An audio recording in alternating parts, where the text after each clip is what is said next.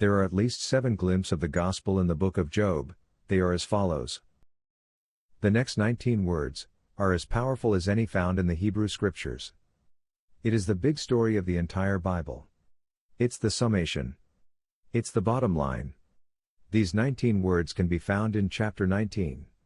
I know that my Redeemer lives, and that in the end he will stand on the earth. That is to me the very essence of the gospel. I know that my Redeemer lives, and he shall stand at the end of the age. It's a simple, yet a profound proclamation, straightforward, unambiguous, and sure.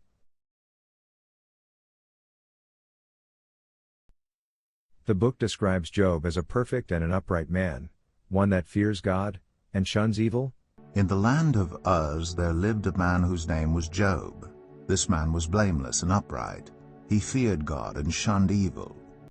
Does this mean that Job had never fallen short of God's perfect law? No. What it means in context is that when he fell short, he was penitent. He recognized a Redeemer was promised who would atone for those confessed transgressions from which he had already turned away.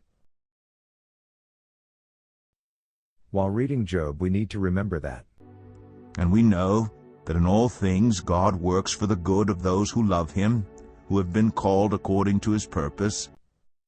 What is God's purpose? To save his children, those who love him, from death, and to ensure that they will be his children forever. In my opinion, and from my experience, we don't think about this and talk about it enough. Whatever fate befalls us during our relatively brief lives on earth, the important thing is how we spend eternity, with God, or without. What did Jesus say in Matthew chapter 10 verse 28? Do not be afraid of those who kill the body but cannot kill the soul. Rather, be afraid of the one who can destroy both soul and body in hell. He instructed us not to fear the devil, but, like Job, to fear God. In Job chapter 4 verse 7, a man named Eliphaz disputed Job's righteousness, asking this remarkable question. Remember now, who ever perished being innocent? Or where were the upright ever cut off? Of course, it is a dumb question on one level. Has not every righteous person in the history of humankind died? But there is something much more conspicuous and revealing here. It should remind every reader of when Jesus himself was cut off. Job even sounds like Jesus on the cross in Job 16 verses 10 to 11. People open their mouths to jeer at me. They strike my cheek in scorn and unite together against me. God has turned me over to the ungodly and thrown me into the clutches of the wicked. This sounds like it is right out of Psalm 22, often seen as a prophecy about Jesus' future suffering. Notice how he is asking for a Redeemer in Job 16:21.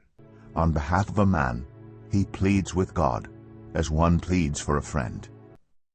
To all this humiliation from the wisdom of men, Job responded confidently. Oh, that my words were recorded, that they were written on a scroll, that they were inscribed with an iron tool on lead, or engraved in rock forever. I know that my Redeemer lives, and that in the end he will stand on the earth. And after my skin has been destroyed, yet in my flesh I will see God.